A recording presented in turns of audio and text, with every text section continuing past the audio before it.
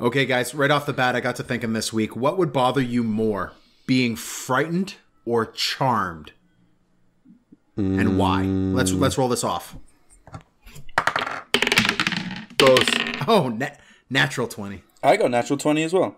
Or did you? Really? Okay. Yeah, I did. I'm going to roll it off. Yeah. 10. 17.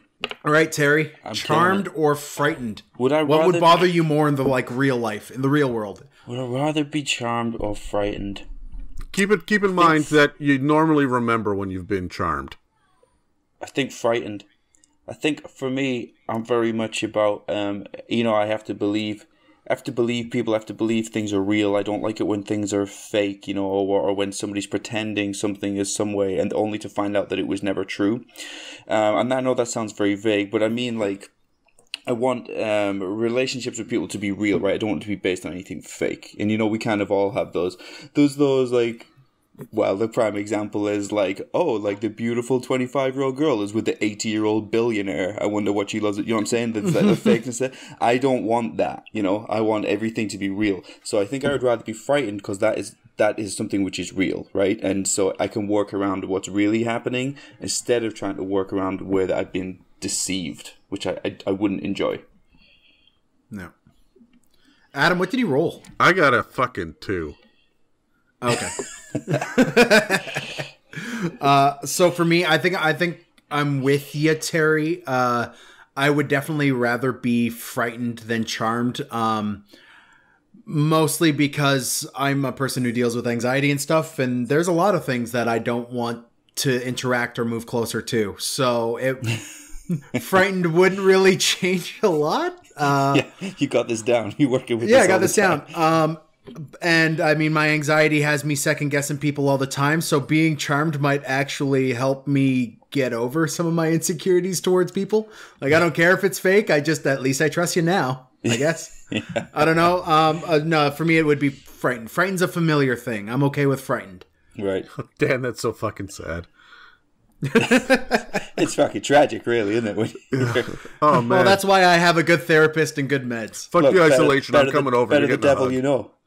Better the devil you know, Dan, right? No hugs. 6 feet. 6 feet.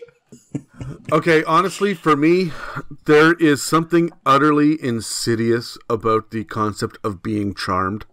It is, for me, because I'm thinking it's mind control level, if you could just get people to do shit for you, if it takes away your free will, that is the most horrible fucking thing in the world. However,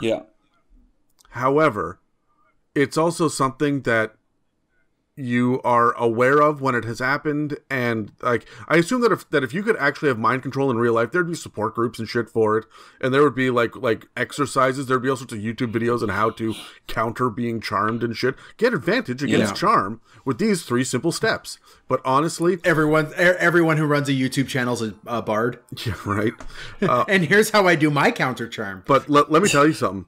I have spent a lot of my life digging into the concept of fear, and that makes me sound like the Scarecrow from Batman, but I love the idea of horror movies and fright, and I don't mean like, a jump scare, I mean like legitimate, like horror, terror that does not let go of you, and it is so crippling.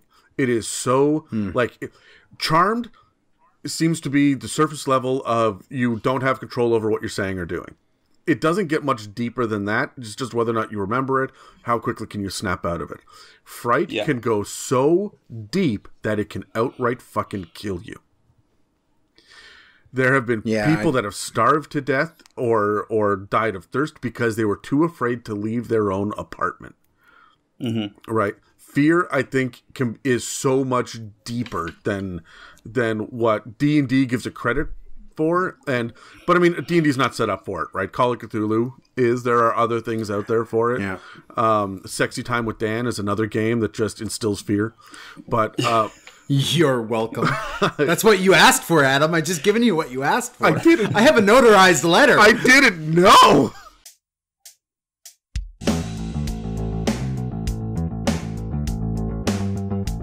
Welcome to It's a Mimic with your DMs, Adam, Dan, and Terry.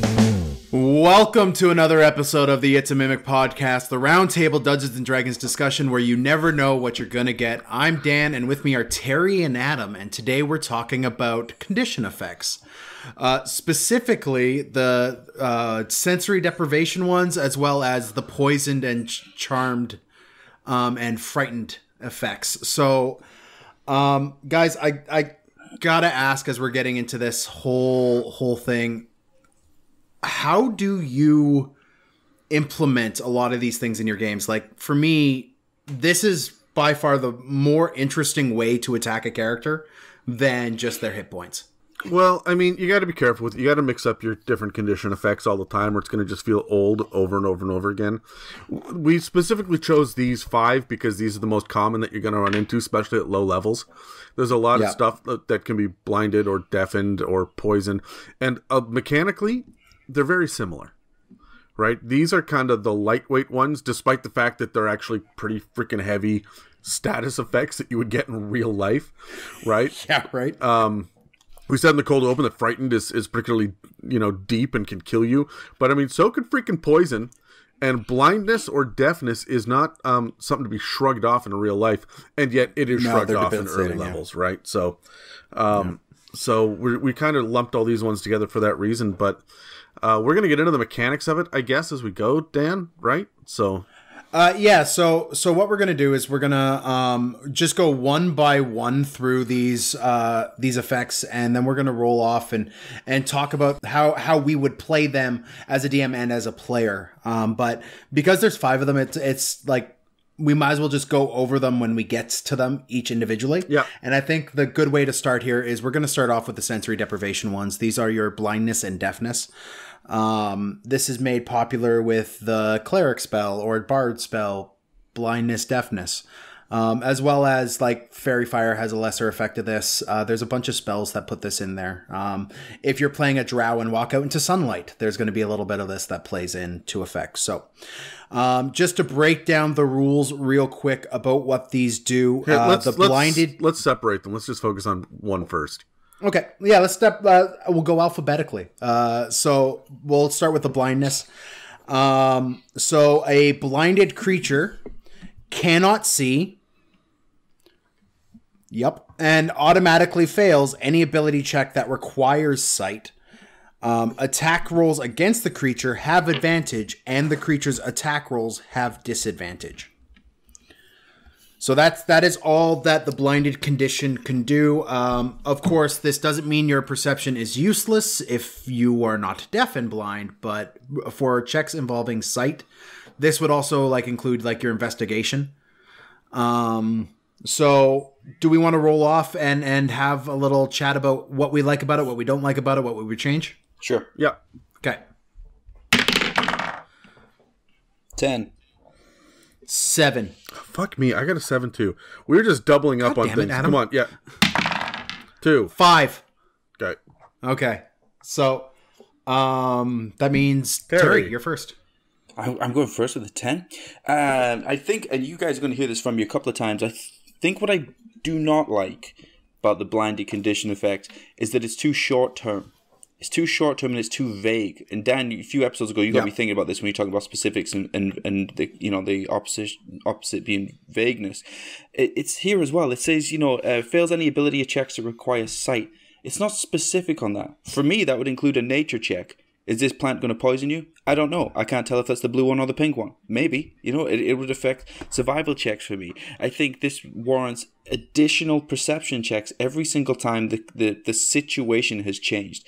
So it's right now that you attack rolls have disadvantage, right? If you're blinded. But I mean, how do you know if the enemy has moved in the room? I think it requires an additional perception check if the situation has changed, before you even attack. So to even know if you have any idea where the enemy is, not necessarily whether they're still in the same place, and maybe you can hit them, maybe you can't. So I think it's just a little bit vague, especially where it says the ability checks that require sight. I think it should list those a little bit more, so ideas of what that may include.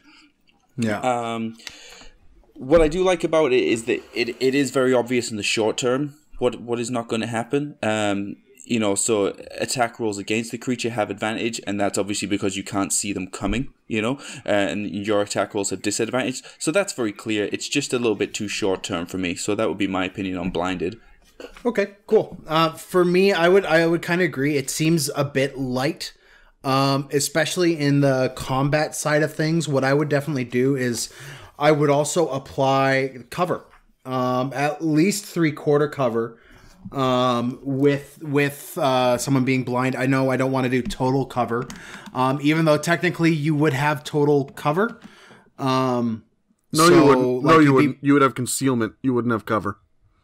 Oh, concealment. Yeah, that would work out too. But in terms of cover, I would like to see this with the the target that you attack. Not only do you have disadvantage, but they also have a +5 bonus to their AC and Dex throws against you because you don't know where you're aiming, right? So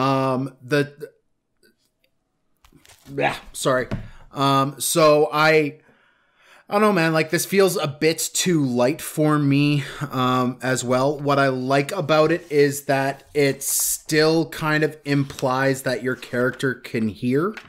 And I think that's one of the reasons why they did it, so it wasn't total cover, so it wasn't completely debilitating. And it also plays into invisibility quite well and kind of gives you a response to invisible. But Adam, what's concealment do again? So concealment is not actually a term in 5th edition. It was dropped after 4th E. However, there are two kind of conditions that make up for it instead. There's a concept of lightly obscured and heavily obscured in 5th edition. Lightly obscured means like light fog, dim light, things like that. It imposes disadvantage on perception, but not attacks, because in theory, if things get close enough to you, you can see them clearly. And heavily obscured is like darkness, heavy fog, dense foliage. And it says right in it, this imposes the effects of the blindness condition. So there you have it. All right, cool. So, I mean, this stuff does exist. Honestly, for me, I think blindness is just fine because you are considered blinded. Here's me splitting hairs. You are considered blinded, not blind. So, it's the difference between getting sand in my eyes and having some sort of cataract condition, right? A blind character would not have, I would give them, a blind character would have disadvantage on, let's say, insight checks, because you don't know what the body language is. You can't see them smirking, that kind of thing. If you've been temporarily blinded, it's to a lesser degree. I feel like you can still see colors and shapes. You just can't see detail. I would argue for disadvantage on stealth checks as well. Yeah. I can totally get behind that. But the question is, I mean, with magical blindness, are you just fogging up their vision, or have they descended into a world of oblivion where there's nothing there? Because one of the things that I have trouble reconciling in my games is, if you're blind, how do you know where to attack? And I don't mean like you have disadvantage, and no, I mean like you're facing forward, you're facing north. The guys to the east, why are you not attacking? Like, where? How do you know where they are? Right? Yeah. Do they have to roll a stealth check? It's the same thing with like attacking someone who's invisible. Yeah. Do you have to roll an extra perception check to even get the right square on a grid? Yeah. Right. And so this is one of the things that I think that a DM needs to look long and hard at, and I'll get into the difference between poison and poisoned, the difference between blind and blinded, right? The difference between deaf and deafened. There's a big difference between something that is affecting your character on a outside of combat, right? Like on a real, you guys are talking about you want more permanent things, you want it to hit heavier. This is where I think being blind, you should get the blind condition beyond just the blinded, right? And I know that sounds a little bit like the same thing, but if you can sit down and explain to your players ahead of time, yeah, you can blind that creature with your spell, and they're not going to be able to really know exactly where you are. They're going to have disadvantage on things.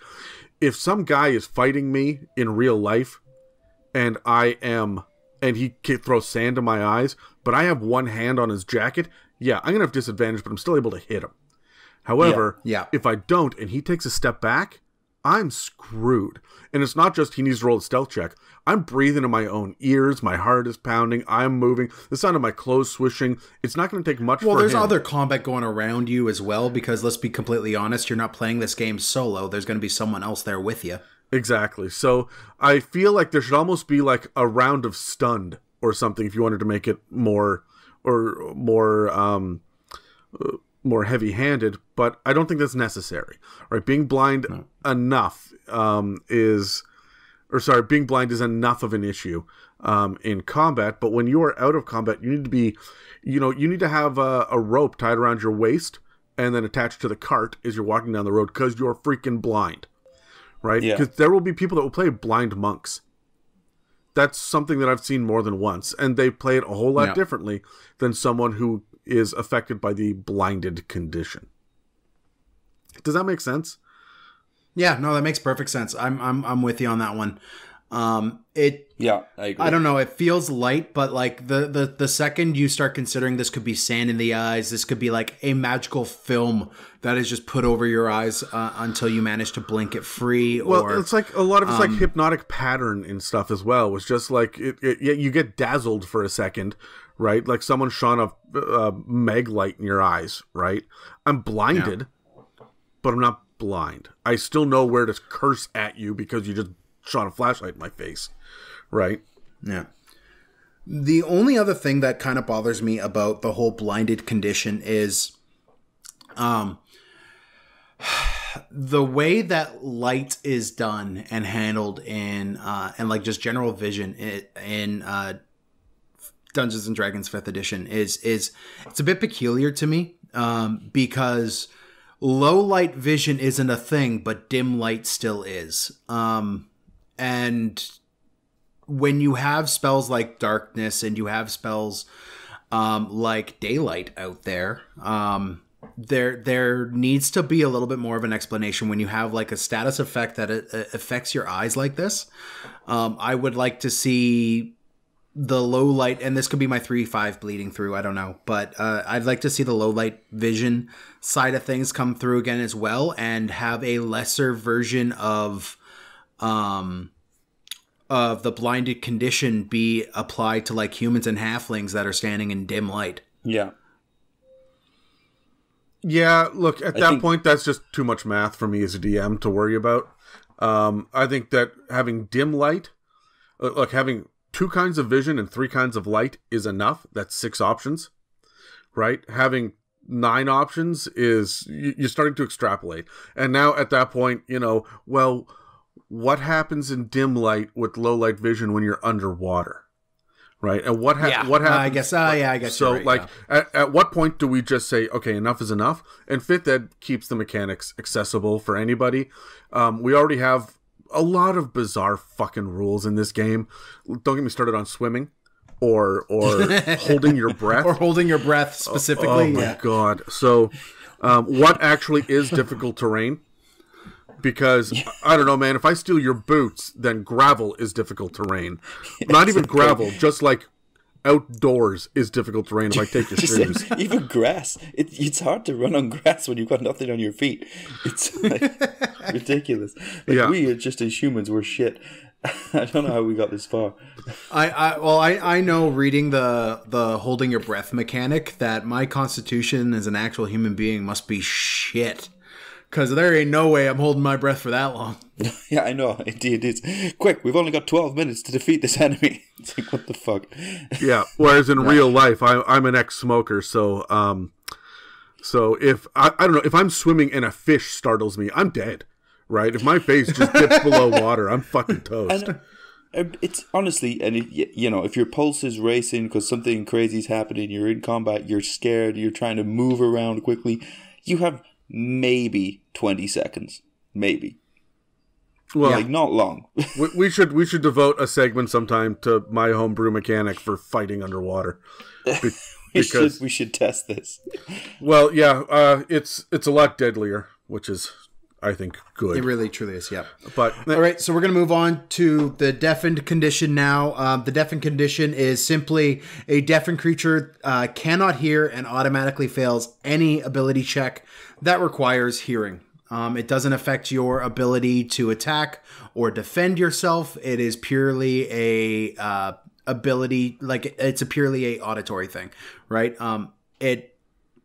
I would also imply that this, like, if you're in the heat of combat, and you're deafened, unless your party member is standing directly in front of you, you are not hearing direction from them. So, like, if you're deafened at the table, no coaching or anything else like that would be something I would run. So, we'll just go with the same rules as before. Terry, what are your thoughts on the deafened condition here? I think it needs to affect more than it's saying. Again, I think it's just a little bit too simple. So what do we get? Deafened condition. You can't hear and automatically fails any ability check that requires hearing. Again, it's too loose. Because for me, it's definitely perception. I think stealth, again. Have you ever, like, I don't think you can be quiet if you're deaf and you're not used to being deaf. You know, you're going to be kicking things, you're going to be making noise. Also, have you ever tried to regulate your own volume? Like when you're wearing ear defenders or like earplugs or anything like that? You're yelling everything. Did you know that that's why drunk people yell? Because one of the earlier things that happens when you start to get intoxicated by alcohol is your sensory perceptions decrease. So basically you can't hear things as well. So that's why you yell. Oh, fuck. You think Dan must be deaf all the time then. Shit. So I need a drink to get through this sometimes, so it makes sense. So I think, yeah, perception, stealth. Again, I think there needs to be disadvantage on these. And if you can't hear, you can't regulate your own volume. I think this also means that you're going to be pretty limited, right? I think you need to rely on much more communication from the party as a whole. Well, I would be inclined to agree with you, Terry. Like, this should be far more debilitating than it is. I think we, as our culture, give our hearing, we take it for granted. And just how much of our day-to-day life and our our real-life passive perception depends on our hearing. Mm-hmm. Yeah, man, I completely agree. This should be far more debilitating than it is I want to as add a condition. I want to add one positive that I would maybe consider throwing in for this would be if you are blinded or you're deafened, perhaps you should get advantage on rolling against being frightened.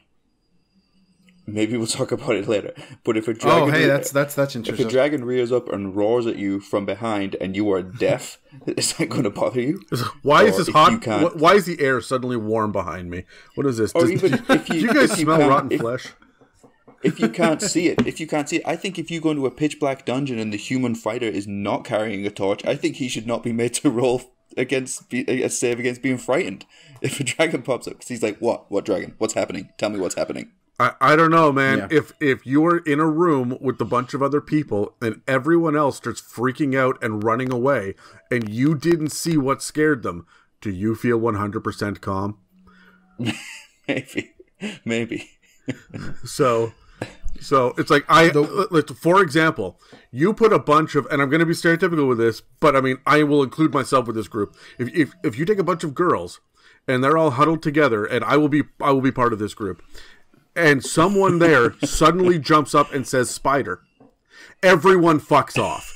Right? Whether or not there was a spider or anyone saw it, or how big it is, or what it looks like, or even if it's alive or dead, everyone in that group is running the fuck away, including me. Right? So that's true. That is true. Actually, the other day I was in the woods and my girlfriend screamed in the middle of the woods because a bee landed on her, and I was instantly frightened and started to run away because I thought it was a bear. So really, it doesn't even have to be the thing that you think it is. And so, if anybody has a character flaw where they're like, I really don't like insects, I would maybe make everybody roll a frightened save if they scream because a spider comes. I don't know, man. Like I witness my children and bugs, and my girls, they hate anything that is remotely bug shaped. I have seen them lose their absolute minds over a piece of lint that is a little bit lighter than air and is like caught up in a draft or something. Mm-hmm. But my son is hilarious. He is absolutely intrigued by all things bug shaped, and will when outside playing in the backyard or on the patio, will like climb over and like get as close as he possibly can to the bug. But if that bug moves, oh dear God, the screaming and the freaking out that happens. If it stays still, he loves it. He's completely infatuated. But if that thing so much as twitches, it is the funniest thing on the planet. Yeah. Yeah. Yeah. The one thing I would add to the Deafened Condition, just to get back to it, is I would add a difficulty for for verbal components in spellcasting. And that's mostly because a lot of the way we speak depends on being able to hear ourselves as well. So I think spellcasters getting deafened is going to be far worse than a spellcaster getting blinded. But again, it depends on what it is, right? Like, if it's tinnitus, right? Like if it's a high pitched, I don't know, Dan, ringing, or if you put your fingers in your ear and you try to talk, you can still get your sentences out, right? Like it's when you're talking about tinnitus, you're talking about something else that's interfering with your speech centers, right? But what deafened is just the absence of it. Deaf people can still talk, right? And they have no problem putting their words in the correct order, right? Or saying it the way that they've always said it before. Right. Deaf people can sometimes have difficulty enunciating if they've never heard the enunciation, or they have to be taught because they're not aware of what it sounds like or what it's supposed to sound like when other people say it. But if you all of a sudden get your bell rung, you still know how to say fucking ow. Right? Like you're not going to be confused about it, especially spellcasters. Like, I get what you're saying, but again, you're getting into the nitty gritty. And okay, so how come spellcasters do it, but battle masters are totally fine, right? All their shit is about barking orders to people. Should they get something? And now we're extrapolating too much. Now we're complicating. Yeah, no, I get it. I'm wanting to add some complexity into it. I've always said, like, there are some things about 5th edition that are too simple, and I would say in some of these status effects, it's bleeding on the too simple. I'd like to see a little bit more to the Deafened Condition. In my games, I would run it as it's in the book because I've got so many other things to deal with. But just for the point of like discussion and whatnot, like I would love to see it be a little bit more complex. Love to see it have a little bit more of an effect even outside of combat, so that it has a little bit more of a story impact than just, a ringing in your ear for 60 seconds. Okay, all right. I got one for you then. Something that is already a mechanic that exists. The idea is you are deafened probably because of a thunder spell or because of the spell deafened, right? Like there's something that's gone off that's so loud that you cannot hear. That's where this condition comes from. It's not just because the quality of your hearing is lessened. It's something fucked with your eardrum, right? Like that's what we're talking about here. Why then are we not moving at half speed and have disadvantage on acrobatics checks for a minute or for the duration of being deaf, right? And you make a con save to get past the entire condition. I don't know, but the thing is, like, I would be okay with that. But like this isn't putting enough weight in the amount that our sense of hearing matters to us in our movement and our moving around. Like, yeah, I'm 100% on board with you have disadvantage on acrobatic checks for the duration that you're deaf. Yeah, athletics checks. Yeah. I'm not even sure athletics because it shouldn't affect how much I can lift something, but my ability to tumble or balance, right? The assumption I have is my inner ear has been thrown off for a little while. Yep. I would also say performance checks, right? Maybe even tone deaf. Well, maybe you are. Well, it's not just tone deaf, but I mean, you ever seen Courtney Love perform without her freaking settings set up on her microphone? Holy crap! That woman. Yeah, they just got somebody with that recently, and I forget who it was, but it's terrible. Like, there are some people that just cannot sing, but I think that there are a lot of people that if you were to take most musicians and plug their ears, they're going to have difficulty. So if you were to do something like burst their eardrum or fuck with their inner ear, I think, is that why musicians, like singers who have a cold, won't perform? It has nothing to do with their voice. It has to do with their inner ear, and they can't stay on pitch. It likely is. I don't know, but that legitimately is one of the reasons. But I mean, there's also another thing where if you have less of an input coming in, but you could still hear your own voice well, your ability to maintain pitch and tone is actually a little bit better. That is why you will see some singers like plug one ear with a finger as they're singing, because they're really trying to hit their harmonies as well as they can.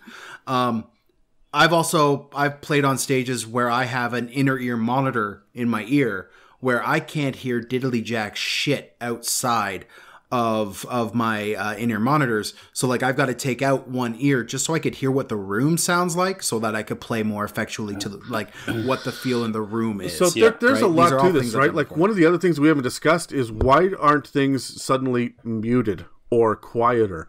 Like in theory in D&D, mechanically speaking, a dragon roar and a bell tinkling are the same fucking thing, right? There's a lot to be desired for this, but how far are we willing to go? I think that when you start creating mechanics like spellcasting becomes more difficult, I would say that if you get deafened, yeah, man, roll your concentration save, right? Like that's what you should be doing for your spellcasting. Yeah. Don't add more things to it, new mechanics that are going to fuck with your table. Because then you're just targeting some people. Just use the stuff that already exists and be upfront about it. I like the idea of the inner ear being damaged and it affecting you on your skills more than your combat effectiveness. I think the main argument I'm going for here is just that either way it needs to be fleshed out more to stop this just from being some inconvenient thing that really people don't enjoy with the game at the moment, mostly because it's just like, ugh, this has happened. I think there needs to be more to it. I think we need to find ways in which this may be an advantage as well. For example, if you can't hear, can you be charmed? I can't hear what you're saying to me. If you can't hear, am I susceptible to the command spell? Well, I shouldn't be. I don't hear you say flee. And I think so. I think we need to flesh it out more, but I think we also need to add in advantages where we can as well to make it more fun and to make these what are like more mundane type things like you're deaf or blind for whatever reason be more exciting in the game to make us more immersed instead of just an inconvenience. I'm the only blind character. This is shit. I think that's the way we need to go. Well, see, my whole thing is, and I agree with you, Terry. I'd love to see some advantages brought into these as well, and like mechanical advantages to being blind and mechanical advantages to being deaf. I would like to see, but there is, I would at least like the blindness and deafness to at least matter about the same, right? Yeah. The way that blindness works is crippling in combat if you are the only one who's blinded. Right. But deafness, it's just, you automatically fail at this ability checks related to hearing. Yeah. I would like for it to have more of an effect than just, the first dot on the blindness thing and not the second dot. I think deafness needs to be expanded more because it can be far more crippling than it seems it's giving it credit for. Mm-hmm. Yeah, I think that it needs to extrapolate a little bit more than just hearing. It needs to be balance. It needs to be awareness. Like I don't know. I've got a lot to say about this, but again, we would have to build brand new mechanics into this game to accurately cover this. And I know why they include deafness as a part of the game, because there's thunder spells. There are deaf people that play that want representation. Like, it makes a lot of sense, but it really does feel like an afterthought into the conditions or something that that the game designers didn't put a whole lot of time and effort into. I think that it should be up to your DM during your session 0 or when you're sitting down and you're looking at it, you go, you know what, guys, the deafened mechanic doesn't make a whole fucking lot of sense to me. I found these other mechanics that exist within the game. For example, there's this one thing on a monster stat block. That means that when they can't hear, they can't do this. I would like to apply that. It makes sense for everybody. That kind of thing, right? Yeah. But don't go making up your own homebrew shit, right? As much as I say, always make up your homebrew shit, and everybody is valid, every rule is valid, all the official rules is written are merely guidelines. Don't imbalance your game for the sake of you wanting a more realistic deafened mechanic. Yeah. I only have one more question before we move on from the sensory deprivation status effects here, guys. The conditions. How do you, and this is our players tips segment of this, how do you guys play a blinded or deafened character at the table? Same initiative? Yeah, sure. Go ahead, sir. I think this is your chance to be, when you're blinded or deafened, to almost become a leader at the table, where you can now start to drive role-playing, drive interaction, because that's how your character is going to benefit. But also, it's an opportunity for you to really bring the game to life. So don't be like, oh, fuck, my character's deaf and I'm just going to sit here and sulk for a little bit. Well, this is your opportunity now to encourage communication during combat. So you can use your interaction. You need to yell to the wizard or to the paladin, tell me what's happening, where is he on my 6, all that sort of stuff. So now you can encourage the team to talk a little bit more, but now you can focus on asking the DM those questions that nobody else is asking. You're blinded, so now I'm the player that's asking the DM, hey, what does it smell like in here? So now we can bring a little bit more life to the game, and you get to, we do skill tests. Well, we can go around it a little bit more. So if you're in a situation where you're outside or whatever, you're picking something up. If I need to do a nature check, survival check, I can say, what does this plant taste like, DM? And what does that tell me as the druid? So I think this is an opportunity where we don't want to sit back. We can start to become leaders at the table as players a little bit more, and use this opportunity to just bring life to the game a bit more. Let's get everybody immersed in the story, rather than just as individuals being a little bit pissed off in the corner that our character is weaker than everybody else in some ways right now. Yeah.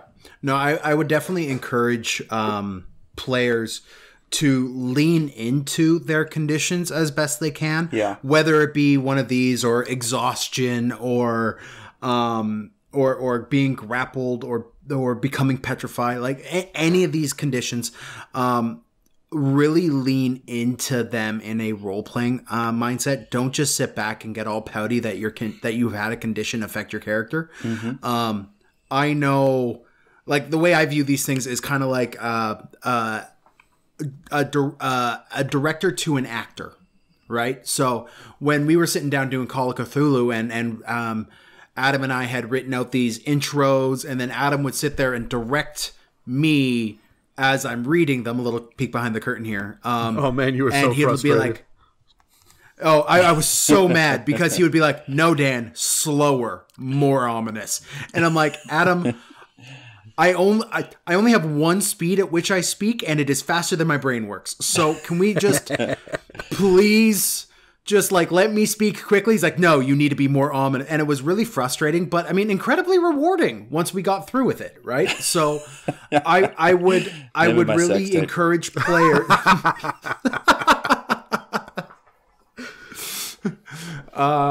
Fuck Terry. I would encourage players. That's the name to of my really sex lean tape. into these Fuck things. Terry.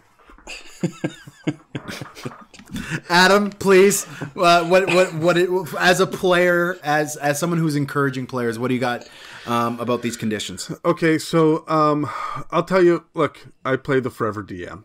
One of the things that I find I'm guilty of is, by the third round of combat, I am no longer describing the room, what's happening, the floor. What I'm doing is I'm saying, okay, so then this guy over here with the big armor, he runs up to this guy. This guy over here, you took his knife, so he's going to pull out a sword.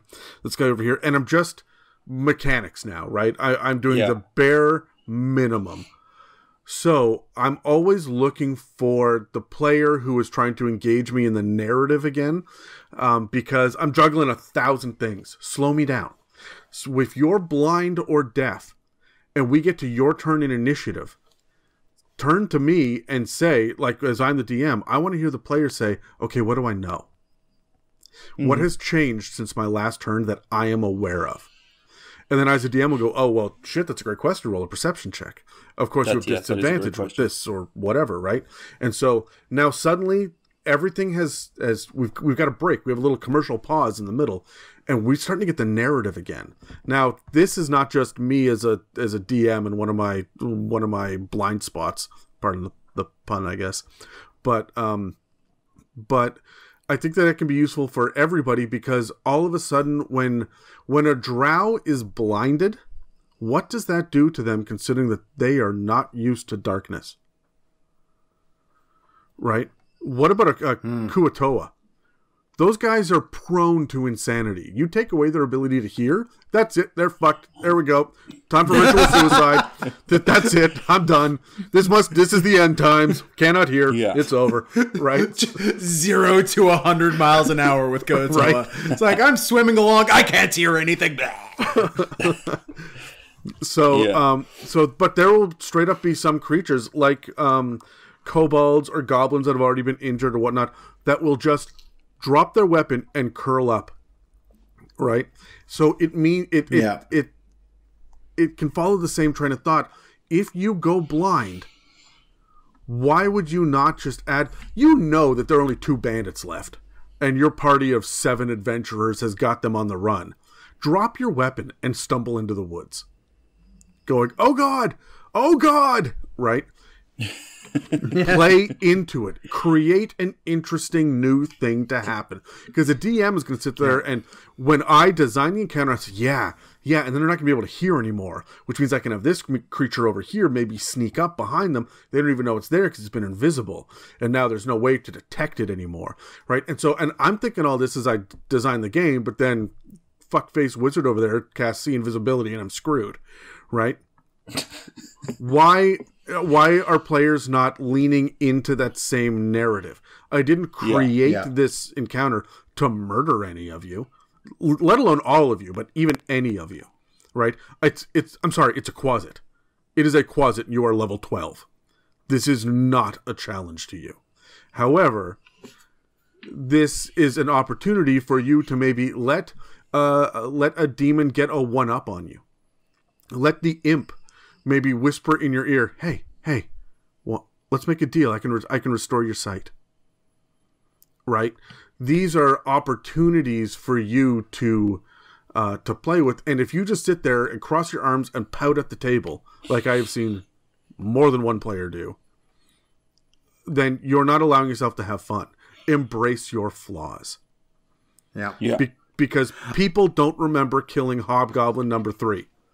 They remember the time that What's-His-Face was deaf and walked into the mafia, into the casino and said, "Hey guys, do you think the mafia we're supposed to kill is in here?"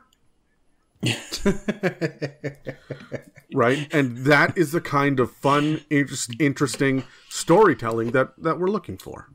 Yeah, exactly. Yeah. I just had a thought. If you are running at a table like my Friday night group does, that is far more tactical and reliant on a battle map, the blinded condition brings in a lot of other meta arguments to the table. Is like, oh, they wouldn't see this or they wouldn't see that. And I want your guys' opinion real quick before we move on and hit a commercial for this one.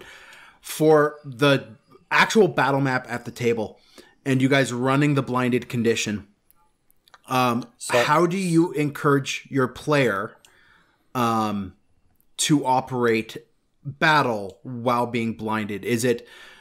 Do you get them to turn their chair if we're all, past the COVID nonsense and can actually sit around a table together, but do you get them just to turn their back and that player is now theater of the mind for this combat? Or do you roll D8s for movements? Do you roll perception checks? Is there just real quick, is there a correct way to run blinded in a tactical battle map style game? A correct way? No. An interesting way? Yes, there are many. I like the idea of you turning your chair around. You can hear what people are saying, but you can't do it. So somebody says, hey, no, you got to run left. Run left so that you can get to the next bad guy, right? Or shoot towards my voice, right? And then you duck behind a crate, right? Like whatever it is. I think that this encourages players to communicate different. That's what Terry was saying, right? Yeah. And even with the deafened condition, man, put your earbuds in, sit there and watch everything that's happening, but don't hear a thing while everyone is describing what they're doing. You can watch the minis on the map, or you can watch the DM flail his arms around describing things, but you have no idea what's happening. And then when you pull your earbuds out, you can say, sorry, what? And everyone has 6 seconds to get the point across to you, because that's how long a round is, right? And now do your best with what we can, so that they don't understand that the person in the back cowering is actually casting spells because they're deaf, right? Or that, you know, the nearest one that they're fighting, I'm going to fight this really big orc. No, man, that's an ogre. You're blind and you don't know it, but you're about to get fucked up. Right? Like, you know, you heard heavy footsteps and something hit you pretty hard. And so now you pull out your rapier and go, hi-ya! And that hill giant is just, he's just going to eat you. Yeah. Right. And I think there are many different ways to do it. I like the idea of sensory deprivation in reality, so that you can rely on your other players. Right. So. And that what that does, it also opens a door to maybe be a bit of a dingus about things. I mean, all of this, of course, is with the grain of salt of don't be a dick. Right. Either you as the player who is deaf, or you as the player who has the full ability to hear, like your character has the full ability to hear, and then now that player's reliance on your direction.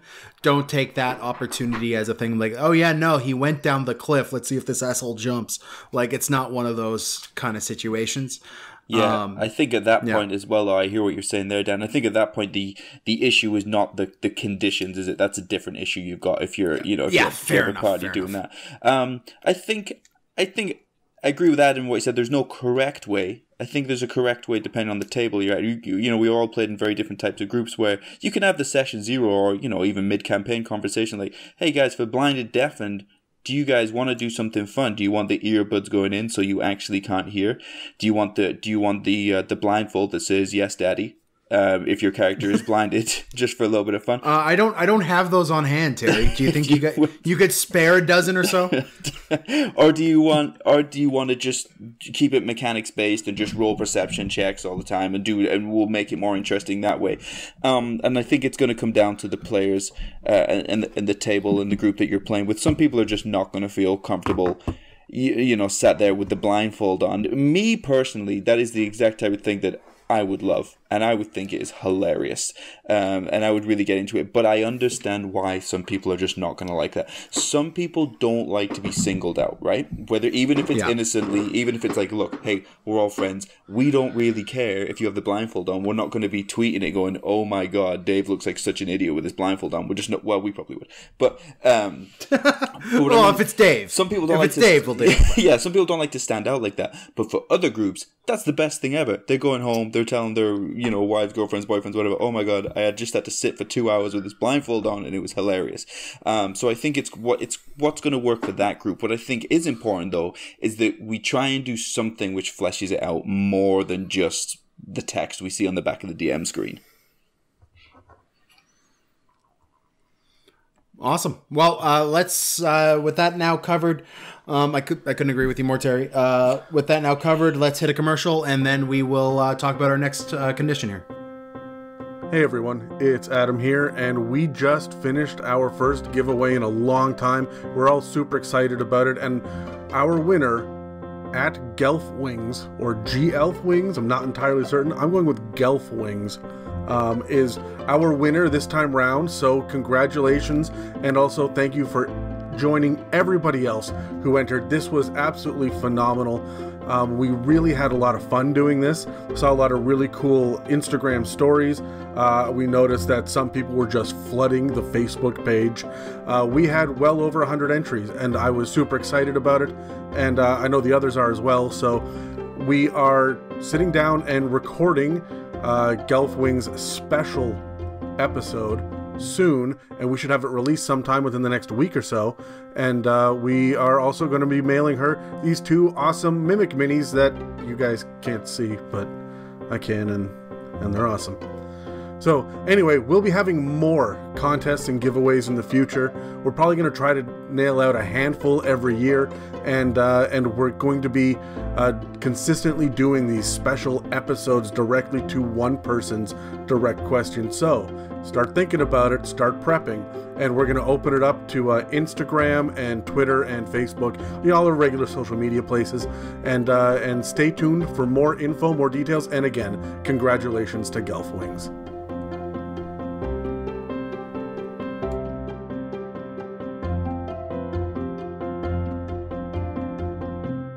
All right, guys, welcome back. We are now going to be moving on to Adam's favorite condition, the poison condition. I'm just going to quickly read this out, and then I'm going to lean back from the mic and just let Adam rage for a minute. So the poison condition very simply says a poisoned creature has disadvantage on attack rolls and ability checks. So like we did with the other checks there, guys, the other conditions before the commercial, let's roll a d20 and we will... Nope, surprise round. I'm going. You guys can listen. Here we go. Fuck poisoned. I do not like... No? Can I do this? No, go ahead, Adam. All right, so... I literally... You said that, I leaned back in my chair and went, well, there we go. All right, so... The poisoned condition frustrates the shit out of me because it is ill-defined. First and foremost, there are lots of different ways to get poisoned. If I make you drink acid, are you fucking poisoned? Right? A poisoned creature has disadvantage on attack rolls and ability checks. That's great. Why?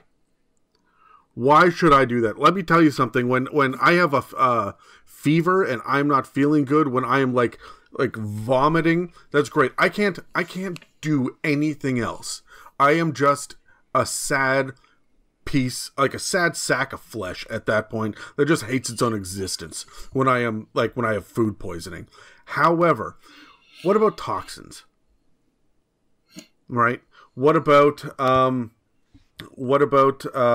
shit, what's the other one? Venom. Thank you. There's toxins and there's venom, and they do very different things. And we bother to say that there's a difference between a rot troll and a venom troll, but why do we not have a poison-based... Look, a hag should have 400 kinds of poisons. I think an alchemist should have 500 kinds of poisons. There should be all sorts of different ones, and they should all have a different thing that they should do. So why do we say that if you are immune to the poison damage, or you're resistant to poison damage, but not the poisoned condition, or vice versa? We need to have consistency from D&D on this. So, there's the poisoned condition, which Dan said. A poisoned creature has disadvantage on attack rolls and ability checks. Then there's poison damage, which you can be vulnerable, resistant, or immune to. Then there's a concept of what is poison. And then there is the often forgotten but occasionally mentioned toxins and venoms. And it's all lumped under the idea of this is poison. And I think that if we could just... And when you have to go out and get an anti-venom because you got bitten by a snake, right? That's a plot hook. That's great. But why isn't someone just casting, some... Remove poison. Sorry? Remove poison. Sure, fuck. I mean, I don't think that's a spell, but why not? Right? Does cure disease work on this stuff? We're not even getting into illnesses, right? There's so many different aspects. It's so poorly defined. And I think that as a DM, see, I've been raging about this for many months. I've said it on many episodes. I think it's such a shitty way of doing it. How many rogues decide that they're just going to carry vials of poison to dip their blades into? But what does that poison do? Does it do poison damage? Are they expecting it to do the poisoned condition? Are these vials different rarities? Are they more expensive? Who's making these poisons? Is that why people... tell me the truth. That's why we all have herbalism kits, right? And then yeah, pretty much. Then we decide that this is a bullshit mechanic that's only giving us 1d4 poison damage by level 6, so we just abandon the whole fucking thing. Yeah. Right? We're not doing this properly. D&D is not doing poison properly. And so I'm just going to say right off the bat, before you guys weigh in, because I'm going to be done talking here. There's nothing else that I can really say. Be upfront with your players about toxin and about venom and about poison and the differences between them. Okay? There are different actual definitions for them in reality, but what are your definitions in D&D? Okay? Yeah. Are poisons things that you drink, venoms things that you get stung with, and toxins things that you breathe? If that's your definition, I'm fine with that. And will any anti-venom, anti-toxin, anti-poison, or cure wound fix it? God fucking damn it. Why does cure wounds or heal not just take care of the poisoned condition? Yeah. See, so what I do is I look at things like there are multiple classes in this game that just get immune to poisoned and the poisoned condition. There are, and I just looked it up because you're right. Remove poison isn't a spell, but protection from poison is. Little late. And it's a spell. It's a spell I've never seen chosen cast at a table. No, never. Right? People don't even include it in the spell list, because why would you? Fuck it. It's just disadvantage for 1 minute or whatever, so why do I give a shit? Well, you should give a shit, because poison will fucking kill you. No, man. Protection from poison is nuts. Like, reading this spell, it's kind of crazy. So what the protection from poison spell is, and it is a 2nd level abjuration, like, on the druid spell list spell. So it's 2nd level, so you're getting this at 5th level. No, 3rd level. You touch a creature, and for an hour, without concentration, if it's poison, you neutralize it. If more than one poison affects the target, you neutralize one poison that you know is present, or you neutralize one at random. So you can only neutralize one poison per casting of the spell. If people are hit with more than one poison, it's a bad day, bud, but, I mean, cast the spell multiple times. And then also, for the duration, which is an hour long without concentration, the target has advantage on saving throws against being poisoned, and has resistance to poison damage. As a 2nd level abjuration spell, that's pretty awesome if you know you're running into poison in your campaign at some point. But like you said, I mean, poison is so underutilized in D&D 5th edition. Why the hell would you ever choose that spell? And the spell is great. I love the spell. I got no issues with the spell. What it's targeting is the problem. And here's the other thing. There are 13 different kinds of damage in D&D 5th edition. However, everything seems to be resistant, at least, to either fire or poison in the monster manual. Right? Like, you just inherently know that you are not going to be able to do poison damage to undead, right? But what about oozes? Right? Can you use an aerosol poison against a fucking plant? Like, there needs to be some definition here. I'm sorry, I'm ranting again. Keep going. Yeah, no worries. Yeah, Terry, you got anything about poison? I do. Because the idea of poisoning is so open and there's so many variables here, I view poisoning as not a condition in itself, but mostly just a gateway to another condition or another situation happening. For example, Dan, if I was to peer pressure you into drinking far too much alcohol, that alcohol would poison your body, right? And when you wake up, I think it's fair to say that you would have disadvantage on dexterity checks, because if you're severely hungover and I sent a bull charging after you, you are less likely to get out of the way of that bull as a result of that poison, right? So some would say with my current athletic level, I don't stand much of a chance in that situation, stone cold sober, but yeah, sure. Yeah, you would also have some constitution compromises as well as a result of that. If I give you enough alcohol, you will become blinded. You just in a really nice British way said I would shit myself? Yes. Okay, cool. Yes, I did. But, if I give you enough alcohol, you will be blinded. If you were to be bitten by a rattlesnake, I know this is venom, but it's entering your bloodstream. Don't know if you guys know the effects of rattlesnake venom. It causes necrosis. Your flesh will start to die on your arm. So that is a very different effect to what alcohol will have on you. But in this game, this would just be considered poison damage, or you just be considered poisoned. So I think it needs to be opened up. So the way I use it is that yes, if you are poisoned, it's just a gateway to another condition. You know, if you drink enough alcohol, your condition will change to unconscious. I don't think we have to get bogged down. Terry, you just fixed my whole problem there with the poison condition. Give it a table like exhaustion.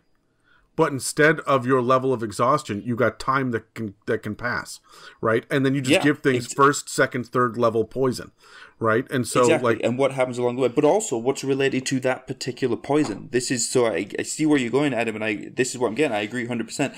But also, it depends on what happens. If you're, alcohol's a good way to go, right? You drink too much alcohol, you're the bard or the rogue, whatever, in the tavern. What happens? What happens is going to be a similar thing to an exhaustion table, but then there should be a separate table for a different type of poison. Because if you are bitten by a rattlesnake, you're going to get some mild necrosis. If you don't attend to that, your arm will fall off after a certain amount of time. It will die on your body. That's what I want to see. That's what I want to see in the next Xanathar level book is a big ass fucking table of different poisons. Give me, you know how the magic items had like 7 different tables for poisons? Mm-hmm. Give me 3 for poisons, 2 for toxin, or 2 for venom, and 1 for toxin. They're all D100 tables, and it's what you can run into, right? And then give me something cool, right? About but this allows us now to explore so much more. I mean, I forget the effects of Stinking Cloud off the top of my head. I imagine it poisons you. It causes poison damage. I forget if Stinking Cloud actually gives you the poisoned condition or something. But if you're exposed to something like that, or COVID-19, how is that going to affect you over coming days? Because it's going to be very different depending on the type of poison. So I think where we found a limitation here actually really opens up the gate for us to explore this in so much more, where I think players are gonna really appreciate it as well. This adds something extra to the exploration pillar now. Yeah, you can have that, go on the side quest and get this type of route or you will die. Or you can have, this is a long-term poison. This is how it's going to affect you over weeks and weeks and weeks.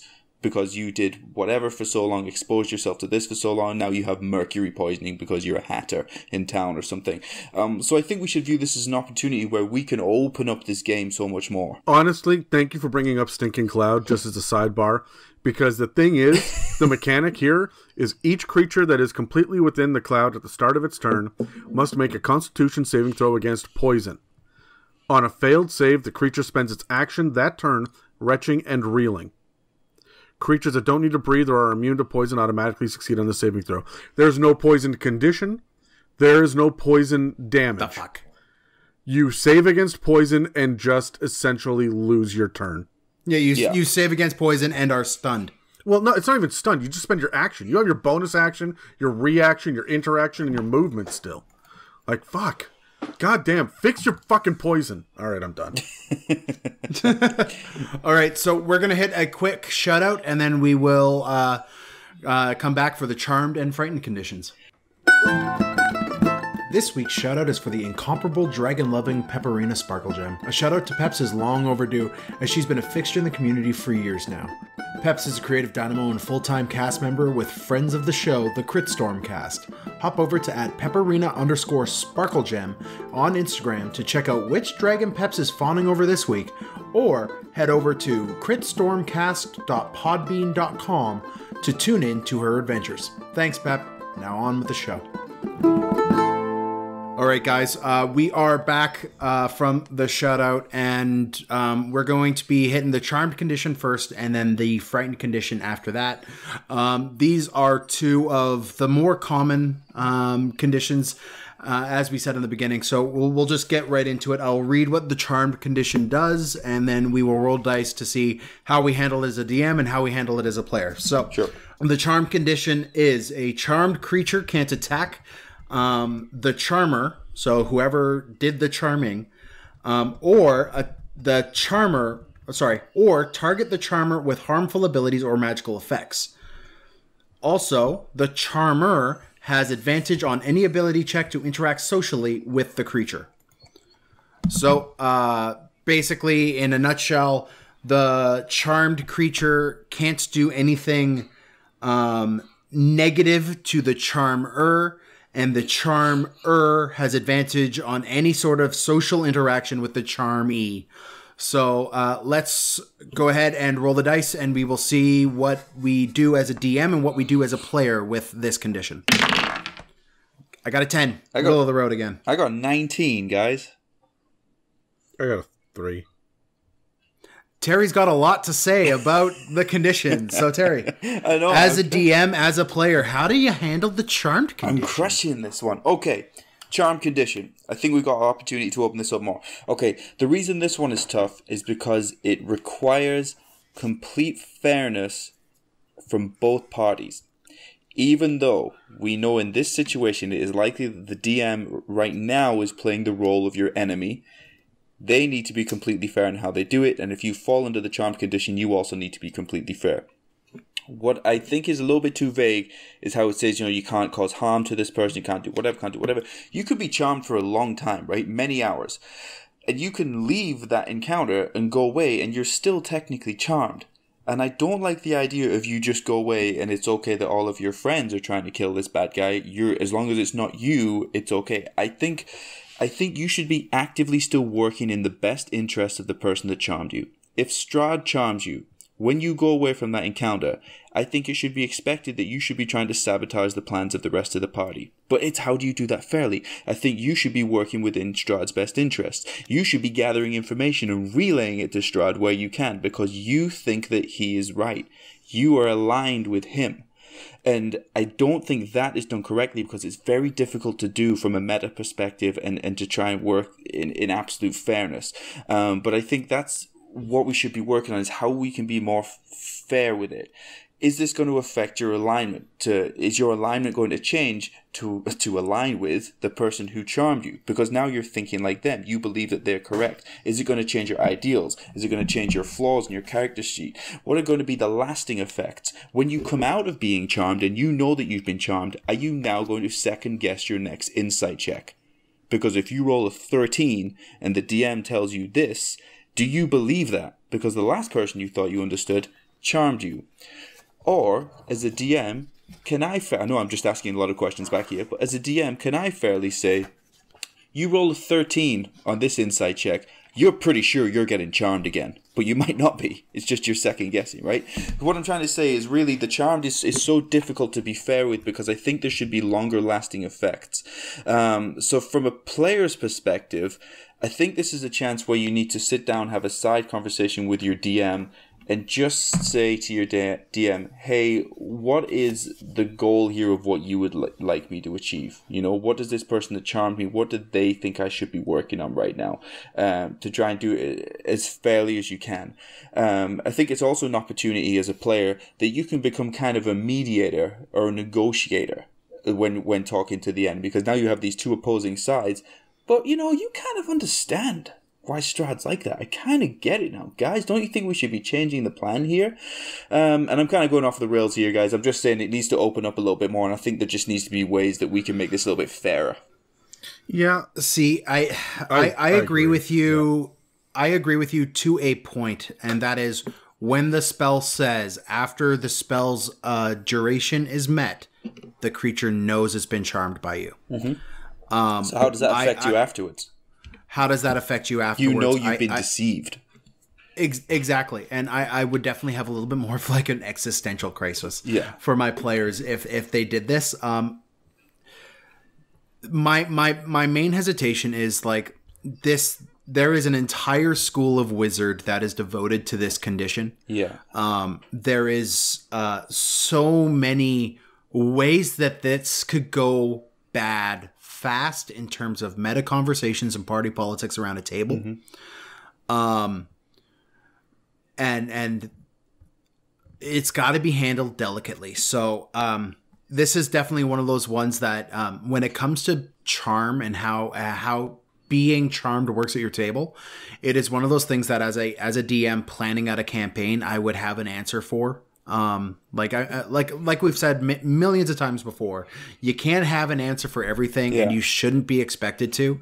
You should try to have an answer for what the charm condition is going to do, especially if you have vampires or fae or anything like that or an enchantment wizard, anything like that kind of leads into the charmed condition. You should have an answer for that as a DM.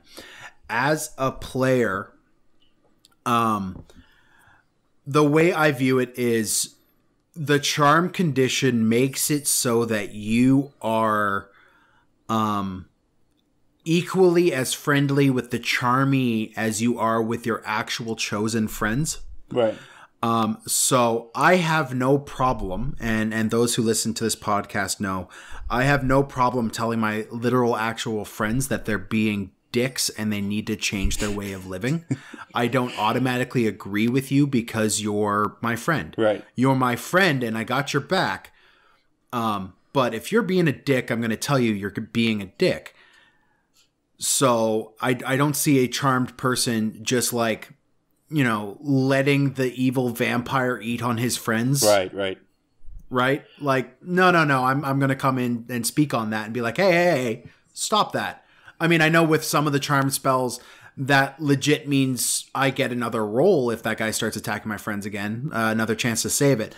But other spells like Dominate, which I just said completely wrong. Dominate? Nope. Fuck. Anyways. Command. Other spells. No, hold on. Terry can say the word dominate. Say it, Terry. Dominate? There we go. Fuck. Anyways, so other spells like that one, I am less inclined to believe that you will still stand there and you know, not try to play both sides, because the way you're viewing it is, I have two groups of friends that just don't get along. How do I get these two groups of friends to put down their weapons and talk, rather than, you know, suddenly now I'm an enemy. Right. Like, charm doesn't mean you're switching sides. Charm means that sides have been, you know, muddied for you. Mm-hmm. I mean, you get into things like gas or geis. How do you say that word? Gesh. Adam? Gesh. Where, yeah, no, I mean, this person becomes fully subservient to you. But, like, again, how you play it, how you role play it is going to differ table to table. And as a DM and as a player, I kind of need to have a clear definition of how this is going to affect my players, how this is going to affect my character, before I sit down at the table. Adam? Yeah, look, both of you are right, even though you almost have opposing perspectives. Terry says it's not bad enough. Dan's like, okay, calm down, everybody. It doesn't need to be this bad. My perspective is very much of it being both, because there are many fucking spells that include the idea of charmed, and not just spells, but monster abilities. I mean, it's not just the Enchantment Wizard. That's the one that we look to. But can I remind you guys that fucking bards exist? Like, yeah, shit. Right? So, like, let's... Welcome to your glamour bard, everybody. Right? And so, here's my thing about charmed. Once again, I think the correct answer here is the same thing that we said for poison, where there needs to be a table. How charmed are you? Yeah. Level 1 spells do this, and like in the spell description, it should say this counts as a tier 2 charm. And then you look that up on the table, the DM rolls a d4 and tells you what it is. Maybe you get saves semi-frequently, maybe the DC is harder, maybe under no circumstances will you attack, maybe you're always talking about how great this guy is for the next 2 hours, even though he was just murdered. Guys, I really miss Strahd. Like, I know he did a bunch of bad stuff, but he was awesome. And then it wears off by dawn, right? Like whatever it is, there needs to be some sort of guidance for this, because it's poorly defined. Now remember, in earlier editions, charmed was one of the worst fucking things to happen because it took away your agency. 100% it took away your agency, and you had to sit there. Older players go, oh, I'm charmed. They throw their hands up in the air, they cross their arms, they sit back and say, all right, let me know when I can have my character back. Yeah. Right? Because it was a form of mind control. In 5th edition, it's not like that, and it's leaned really heavily in the direction that Dan has said, because they want players to have agency and they want them to play. Even though a 9th level enchantment should not let you do that. This is 9th level magic, right? These are things that when Demogorgon charms you, you should have some fucking insanity go off for a goddamn long time, right? Yeah. Well, this is one of the reasons why we have said multiple times that everybody, please add the 7th stat of sanity into your games. It's not just sanity, though. It's like, I miss the idea of it being a willpower save as opposed to a wisdom save. Because with willpower, it made sense that, you know what? Your mind was dominated by this other mind, magically. Right?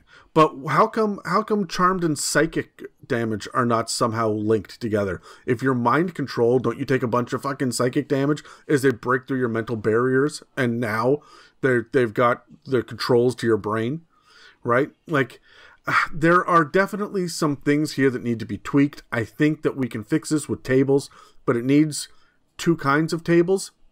1, severity of the charm, and 2, duration of the charm. Yeah. Because I think that something like Friends actually works pretty perfectly. The spell Friends. I'm on board with it. Suggestions a little bit different. Suggestion I have some comments on. Some suggestions if you want. But like, there are so many, and the Enchantment Wizard, we haven't touched an Enchantment Wizard on this podcast yet. They are the most evil of evil, right? More so than necromancers.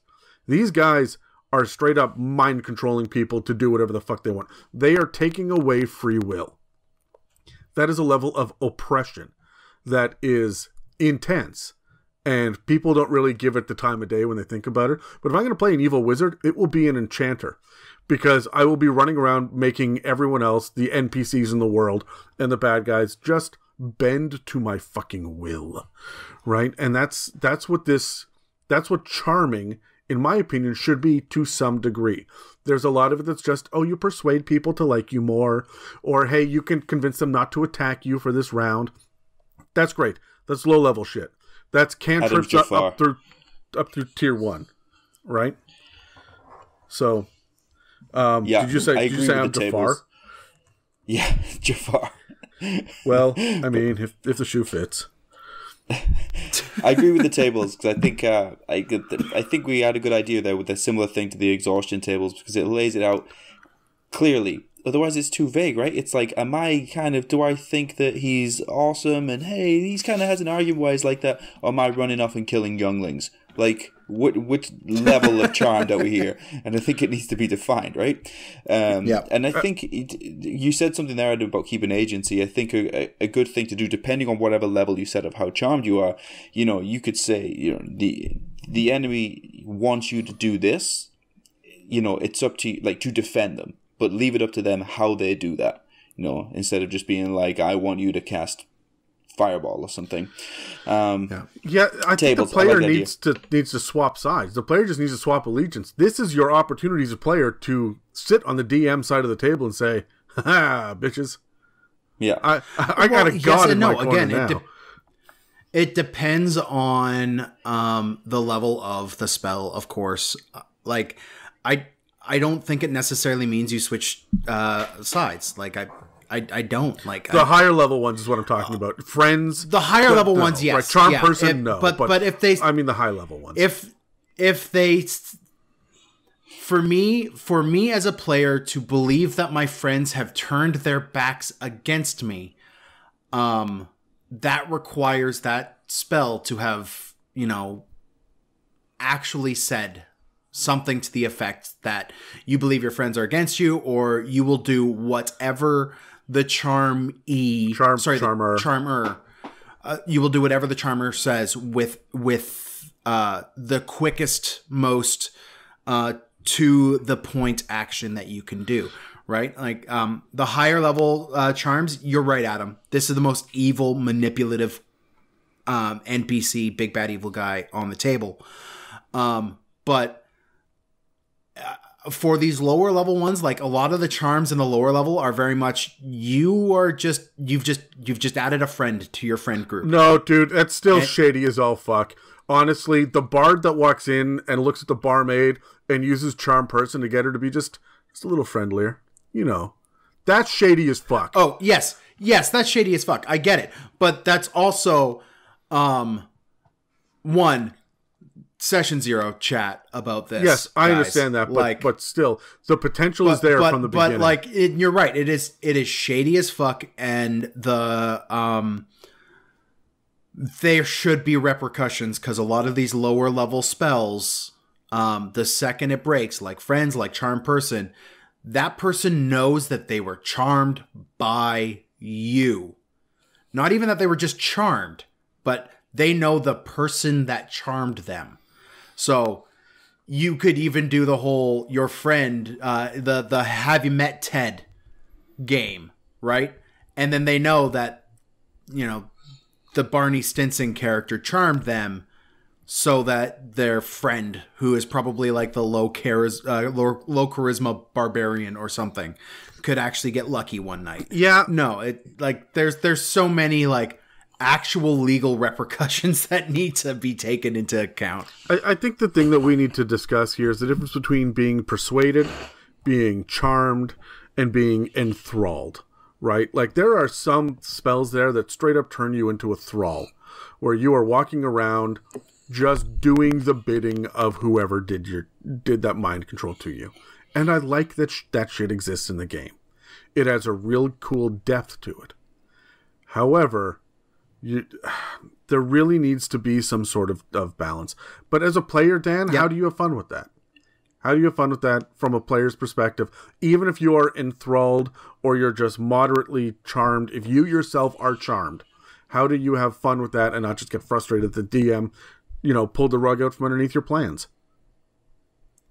Well, I mean, I get frustrated that the DM pulled the rug out from under my plans, but I also am going into the game expecting the DM to want to do that. Like, as much as we rail against DMs for railroading, we got to remember, as players, we shouldn't be attempting to force the campaign to be railroaded in our way either, right? So the campaign is going to change regardless of our decisions in some respects. It just is. So, like, we are not the main protagonists of the story. Yeah, but that's not how you have fun. To that's just how you continue to be a human fucking being. No. If you go into the game with that knowledge at hand, that you are not the main protagonist of the story, and that the DM is there to offer challenge, and some of that challenge might be that he gives you a new friend for a couple hours and then gives you a really big enemy after those couple hours are over, right? Like, it is just being open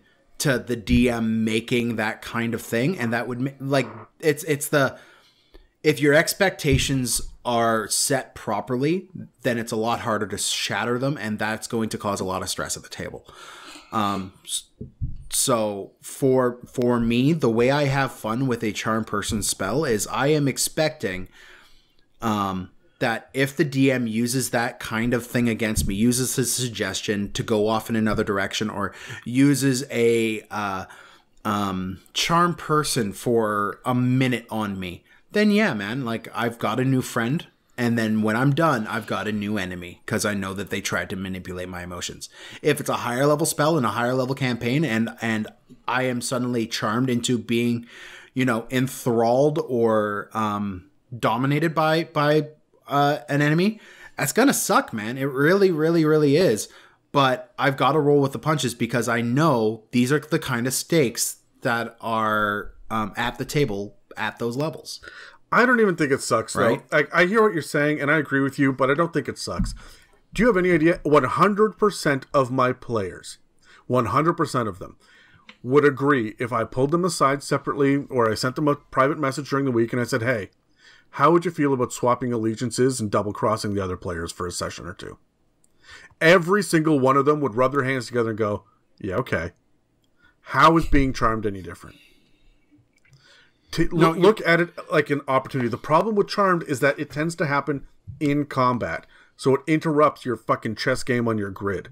And that's what pisses people off. But the idea of actually swapping allegiances or double-crossing your friends or whatnot, that honestly doesn't bother most players. They're okay with it. They're on board. I would contend that it bothered me.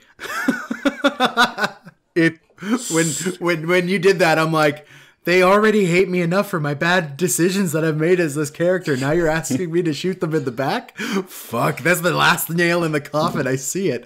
I'm partied with a necromancer, an evil rogue who's a grave robber, and a paladin who don't give two shits about anything but justice.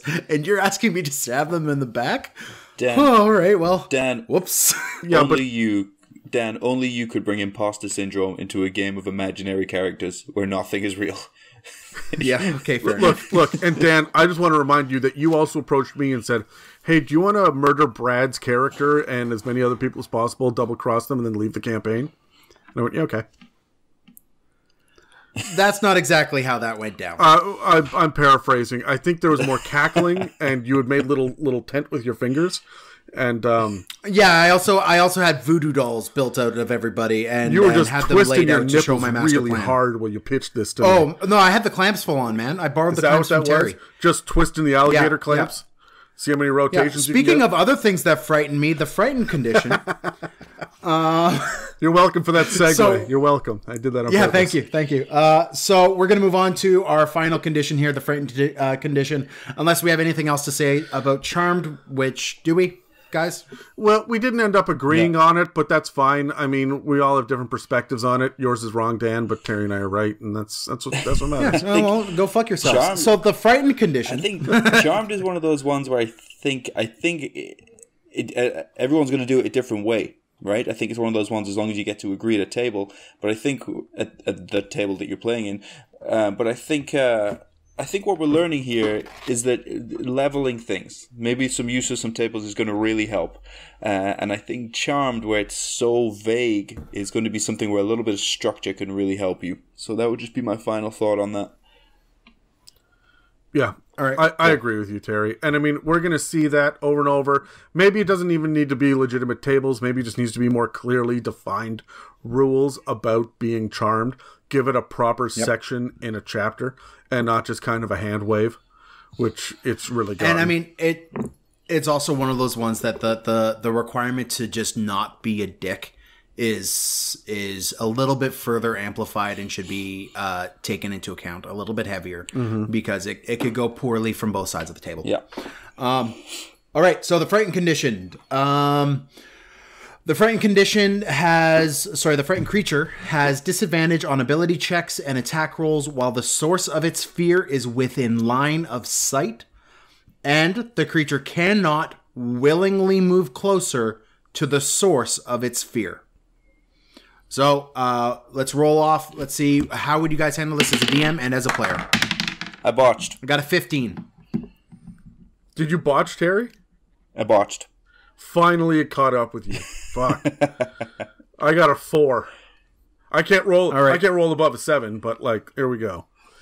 Here we go, Dan. All right. So, as a DM, the frightened condition, I actually think of the list of conditions we have is the one I have the least amount of issues with. I like how it's you're not forced to move away from the target, even though that is a thing in some of the different versions of cause fear. But I like how you have disadvantage on everything while you could see the source of your fear.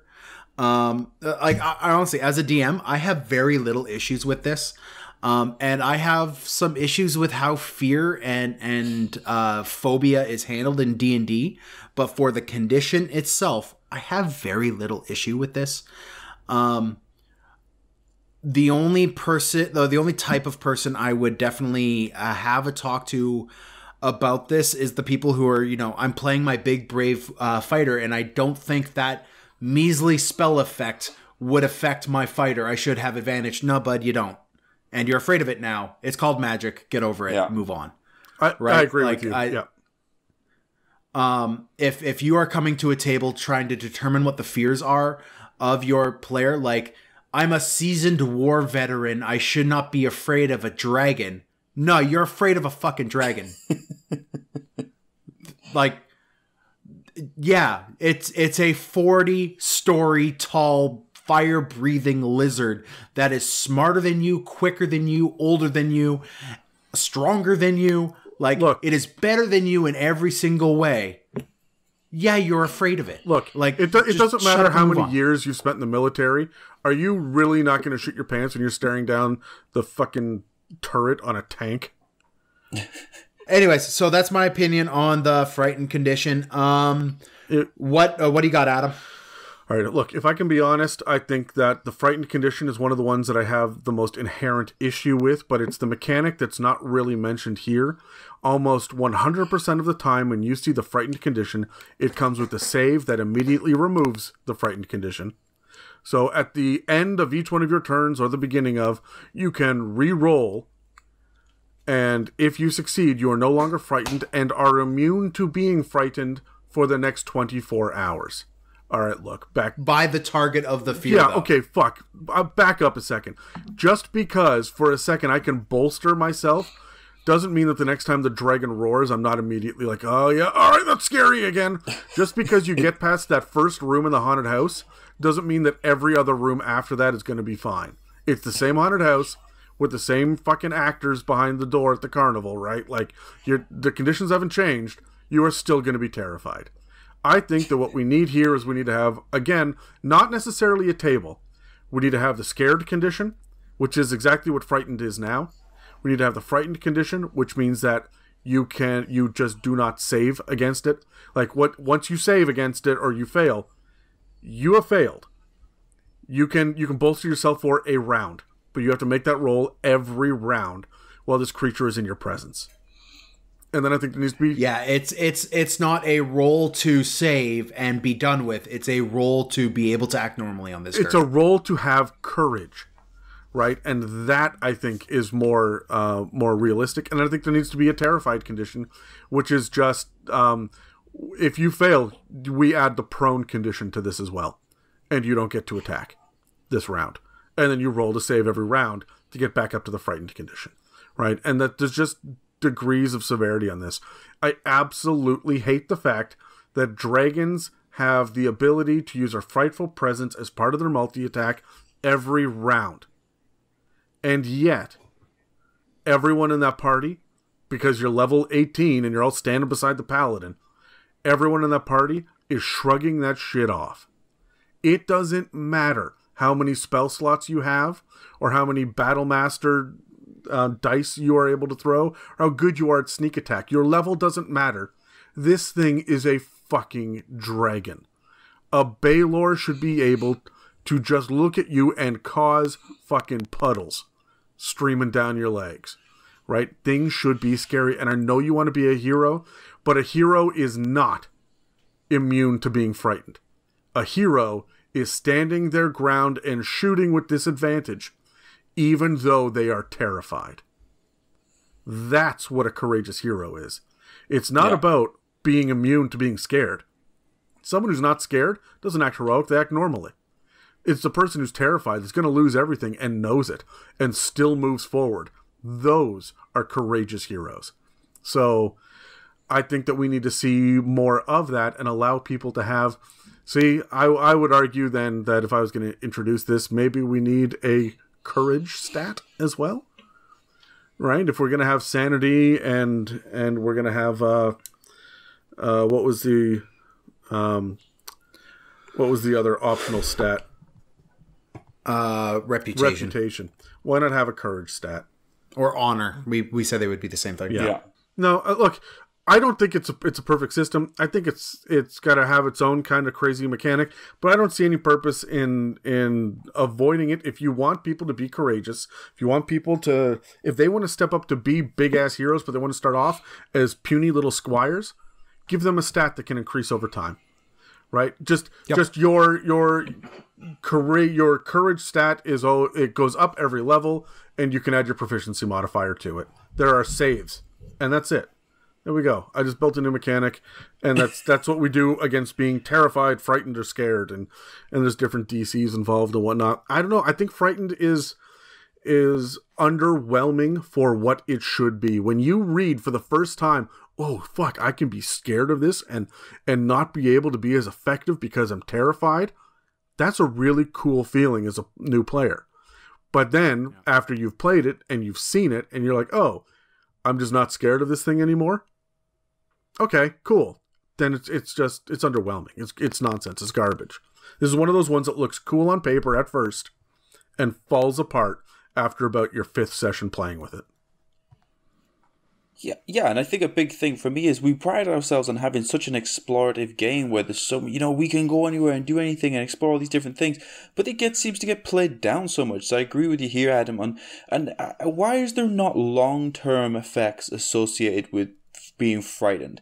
And even if you want to blend it with sanity checks, if you're using the sanity stat or whatever, again, I just think there needs to be long-term effects. Okay, for example, if you have a character who has been frightened 3 times by a dragon, or has been frightened by a couple of different dragons, why are you now not just afraid of dragons? Why are you not able to go into the presence of them? Oh, yesterday I was terrified by a dragon. We're going to go for the red dragon today? Okay, no, I'm not about that life anymore. Like, I think there should be should be long-term things. One mechanical thing I don't like, yes, you're not able to move closer to them, but I think that should be rewritten where you need to attempt to maintain the same distance, and not that you have to go away, but for example, if a cougar comes out of the trees at me, I will be frightened of the cougar. If the cougar moves towards me, I will move away from it. I will not go, well, the mechanic says I just have to not move closer. I'm fucking maintaining that distance that was initially there. So if I think the dragon advances on you and you are frightened of the dragon, you should attempt to maintain that distance, and you should at that point run away. I also like the idea too is that if they retreat, you can kind of run forward a little bit, but you're still not getting too close, right? Like I like that. I would agree with that as well, actually. Yeah, because it's you can't move closer technically, but I think it warrants being rewritten. Because they may fly away from you. Like, they may fly south. Well, does that mean that I just can't travel south now? What does that mean? I think that warrants being rewritten as well.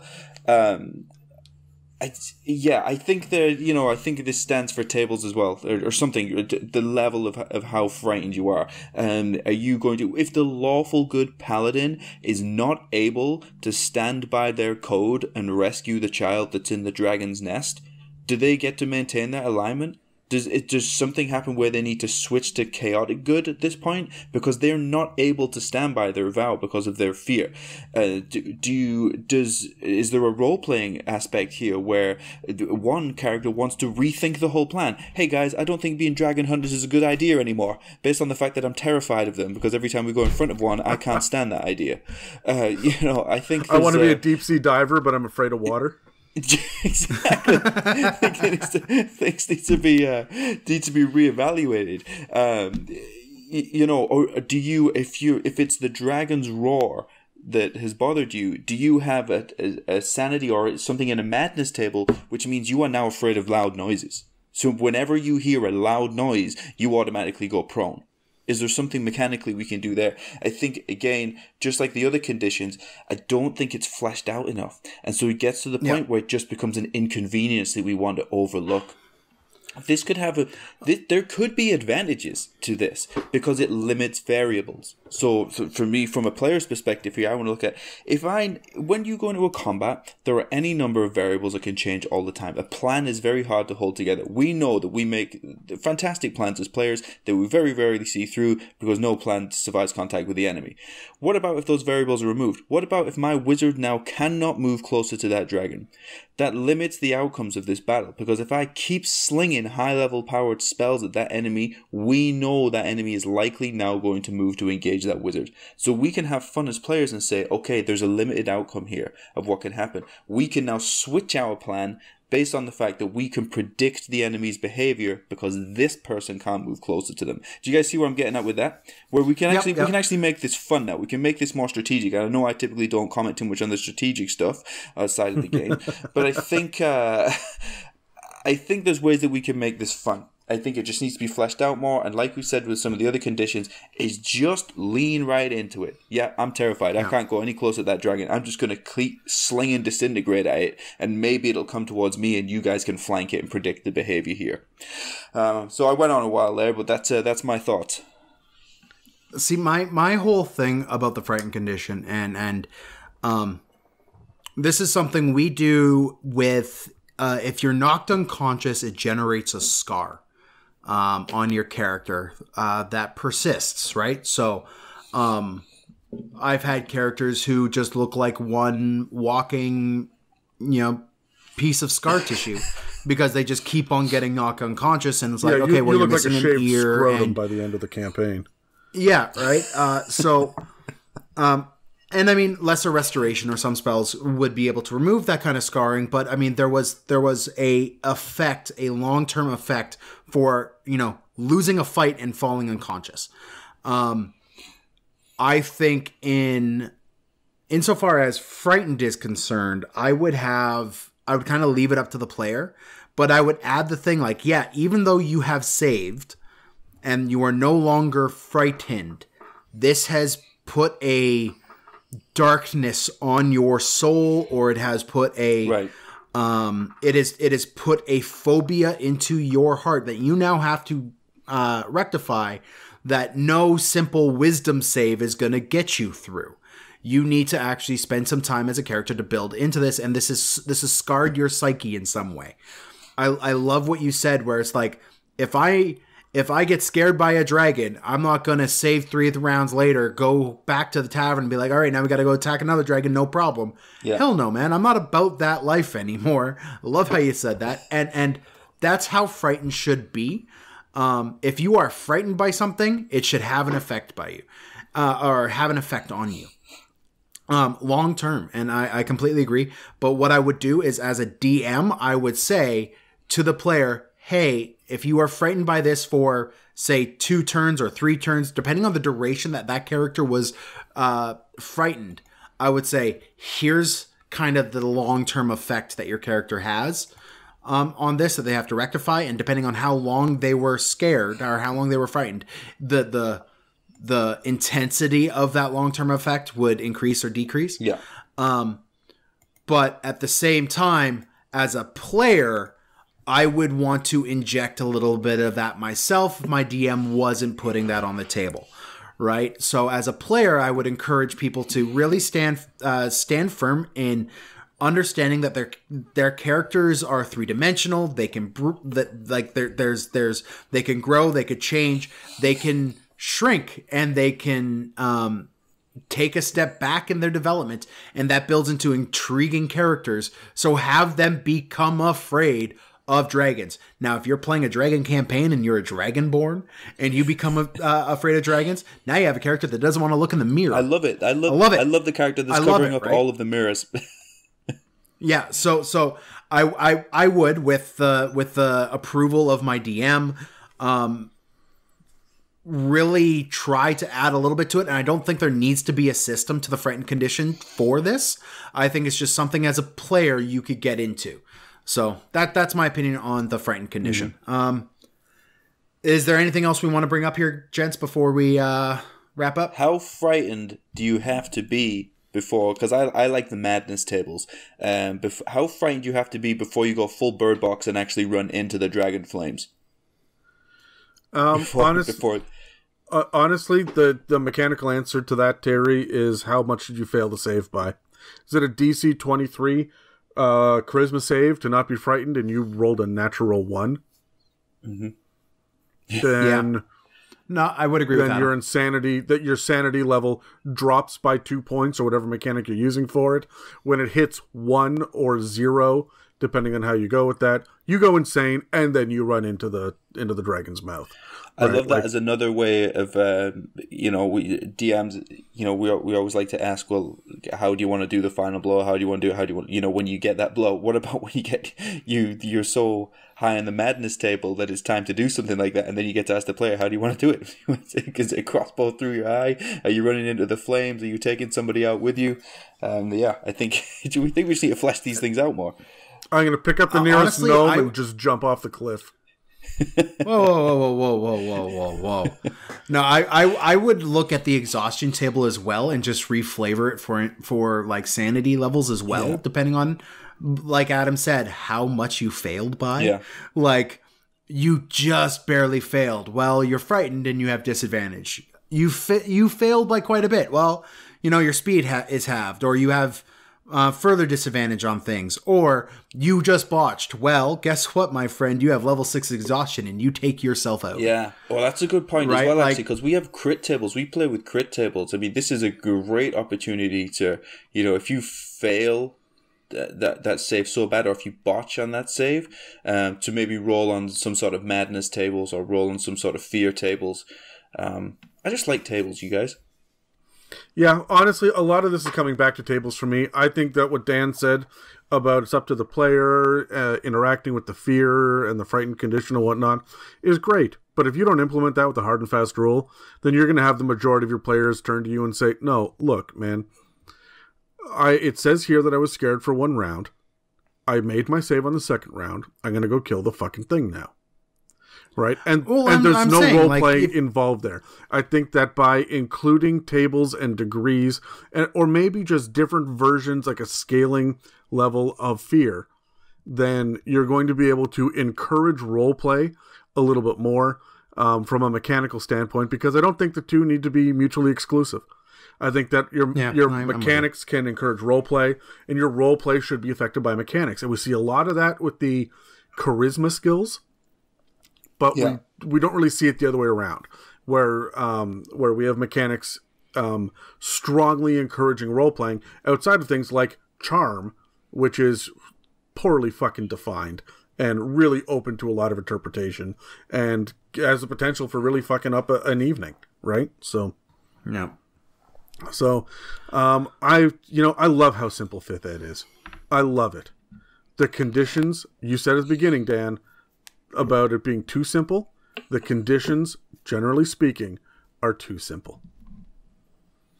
And I don't think it is that difficult to add level 1, level 2, or level 3 to it, or hand out a little card to a player that says, hey, this is what's happening to you now. These are the current effects that you have. You really like Strahd and you're going to follow him around. Hey, a Sararak is your new best friend, right? Or you are going to tip the waiter a little bit more. Everybody's trying to get a deal. How come no waiter is charming the people for a tip? And they're going to walk out of the tavern and be like, wait a fucking minute. And turn around and go back and the waiter's like, what? Right? Yeah. Like, I think that there are different levels to it. We should be playing with it a little bit more. And I think that players need to grab onto the idea of it being a fun opportunity to do something different with your character.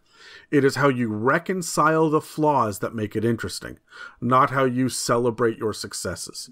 Oh, that's a good one. Write that down. I'm going to put that on a t-shirt. I'm going to make Dan wear it. Yeah. So, guys, out of the 5 that we've mentioned, the blindness, deafness, charmed, frightened, poisoned, which of these conditions is kind of your favorite? Terry? It's not my favorite, but I think it could be. I would say poisoned, because I think that one has the most room for expansion, and we can get that condition to the point where people actually really enjoy it if we do it properly. So I say it's my favorite, and that is the one that I would be most excited to flesh out. Cool. Adam? Honestly, I think my favorite is blindness. Out of all of them, I think it makes the most sense when you break down the mechanics of it. I want a little bit more from it, but if you take the idea that blinded is not blind, then it's good the way that it is. Yeah. Yeah, right. Okay. So I have no problems with it. I kind of have qualms with everything else. I want something else to be added, more tables, more levels, more effects. But blinded seems, it's it is what it is, and I like it where it is. So yeah, okay. For me, it's I love the frightened condition, but I also love injecting horror into my campaign. So it is the one I kind of lean on the most out of the 5 we've mentioned today. I do agree that it could have an exhaustion level gradient scale. It could also lead into other effects like terrified or something like that are no longer conditions, but have been conditions in editions past. So I like frightened. I think it is the one I go to the most. But again, like the other 5, there is room for improvement there. So that's it for this week's episode on conditions. There are many more conditions to cover, and we'll be circling back to them over the next few months. You can find us on iTunes, Spotify, and YouTube, as well as dozens of other podcast apps. You can also find us at www.itsamimic.com or email us at info@itsamimic.com. Thanks for listening to the It's a Mimic podcast, and make sure to check us out next week when we're covering Copper Dragons. You've reached the end of another episode of the It's a Mimic podcast. Connect with us at itsamimic.com. Don't forget to subscribe and hit those share buttons. Thanks for listening, and see you next week.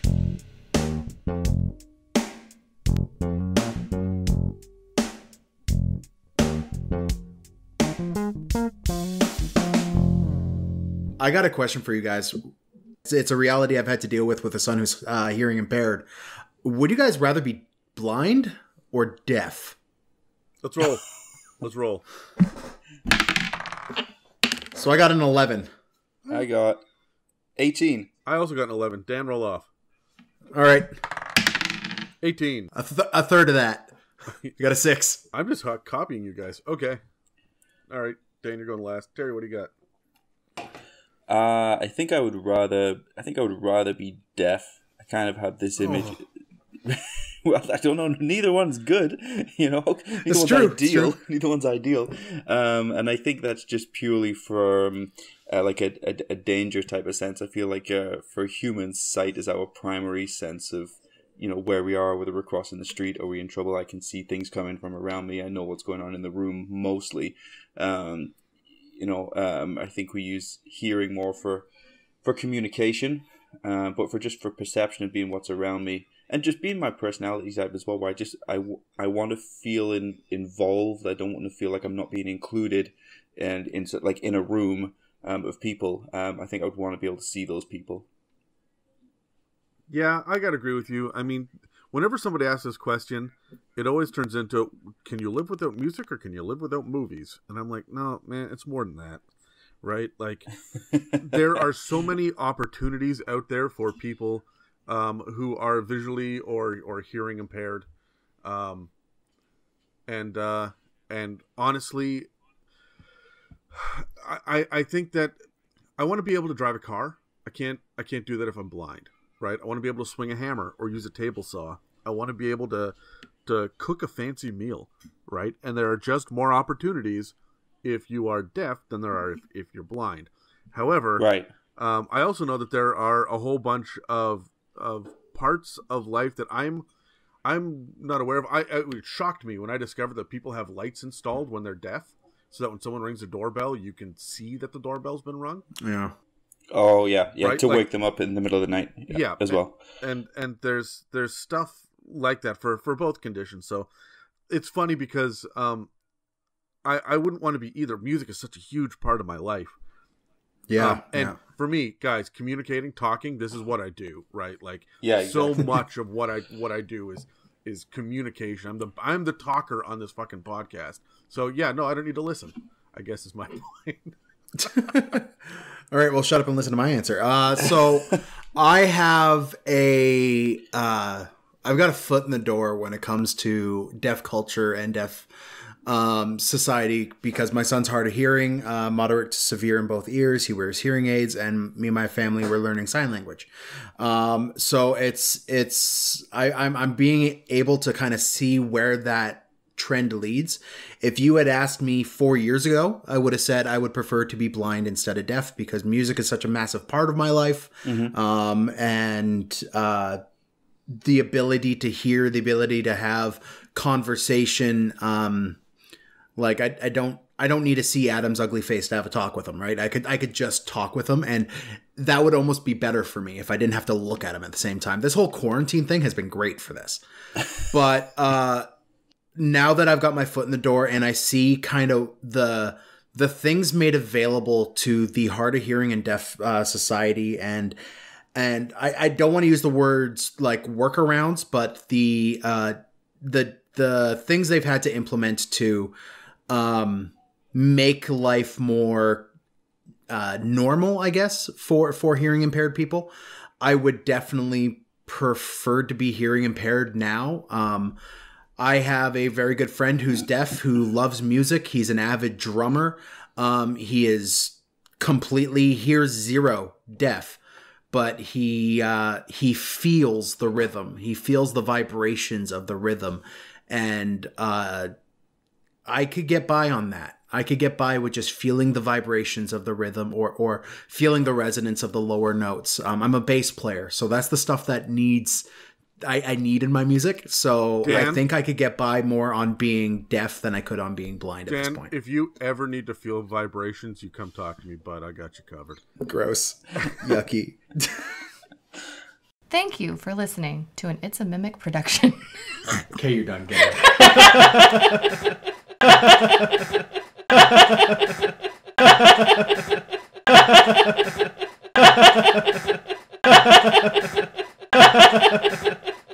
ha!